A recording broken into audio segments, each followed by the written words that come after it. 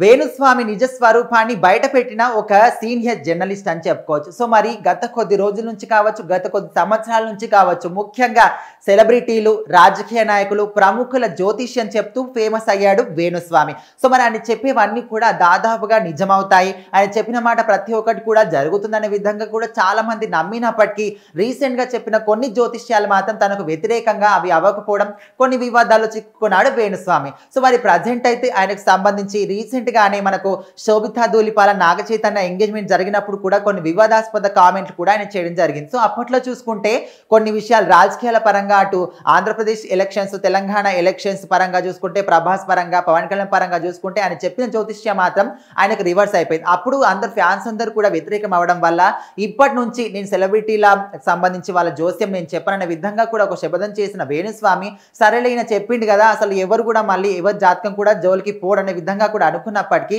Sudden గా శోభితా ధూళిపాల నాగ చైతన్య గురించి మళ్ళీ వాళ్ళ విషయంలో వేలు పెట్టి అందరు కూడా షాక్ ఇచ్చాడు. సో మరి అందరూ కూడా అప్పుడు మళ్ళీ వ్యతిరేకమై మళ్ళీ ఎందుకు వేలు పెట్టావు నాయన, అప్పట్లో రానని చెప్పావు కదా, మళ్ళీ ఎందుకు వచ్చావని అనుకున్నప్పటికీ అసలు ఆయన చెప్పే జ్యోతిష్యం వెనుక ఎంత నిజం ఉంది అనే విషయాన్ని మాత్రం ఖచ్చితంగా అది కూడా తప్పు అనే విధంగా వేణుస్వామి నిజ స్వరూపాన్ని అయితే ఒక సీనియర్ జర్నలిస్ట్ మాత్రం ఆయన నిజ స్వరూపాన్ని బయట పెట్టాడు. ఏ విధంగా అంటే అసలు ముఖ్యంగా ఈయన ఫేమ్ ఎప్పటి నుంచి స్టార్ట్ అయిందంటే, ముఖ్యంగా సమంత నాగ చైతన్య విడాకుల విషయం మాత్రం చెప్పింది చెప్పినట్టు కరెక్ట్ గా జరిగింది కాబట్టి అందరూ కూడా ఈయన చెప్పింది జరుగుతుందని అందరూ గట్టిగా నమ్మి అప్పటి నుంచి ఈయనకు మాత్రం మంచి ఫేమ్ రావడం, సోషల్ మీడియాలో వైరల్ అవడం ఇదంతా కూడా జరిగింది. అయితే ముఖ్యంగా వీళ్ళ విషయంలో చెప్పిన జ్యోతిష్యం కరెక్టా కాదన్న విషయానికి వస్తే టోటల్ గా అది మాత్రం రాంగ్.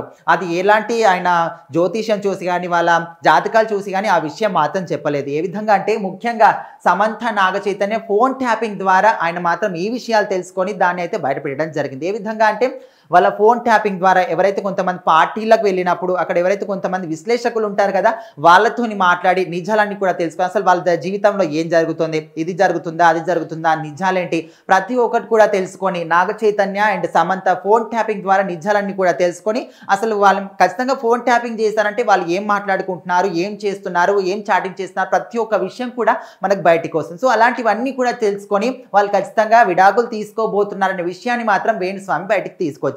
సో అప్పటి నుంచి కూడా అందరూ కూడా ఏమనుకున్నారు, సో ఖచ్చితంగా ఈయన చెప్పింది నిజం అవుతుంది, సో మరి వాళ్ళు విడాకులు తీసుకున్నారు కదా, ఖచ్చితంగా ఈయన జ్యోతిష్యం మాత్రం 100% కరెక్ట్ ఉంటుంది, చెప్పిన మాట ప్రతి ఒక్కటి కూడా జరుగుతుందని ప్రజలందరూ కూడా నమ్మడం మొదలు పెట్టారు. ఆయన వీడియోస్ అన్ని కూడా చాలా వైరల్ అవడం, అందరూ కూడా నమ్మడం మొదలు పెట్టారు. సో ఓవరాల్ గా చూసుకుంటే నాగ చైతన్య అండ్ సమంత విషయంలో ఆయన చెప్పింది అంతా కూడా జస్ట్ ఫోన్ ట్యాపింగ్ ద్వారానే చెప్పాడు, కానీ జ్యోతిష్యం మాత్రం అస్సలు కదనే విధంగా కూడా ఒక జర్నలిస్ట్ మాత్రం ఖరాఖండిగా వేణుస్వామి గురించి నిజ స్వరూపం మాత్రం బయట పెట్టాడు.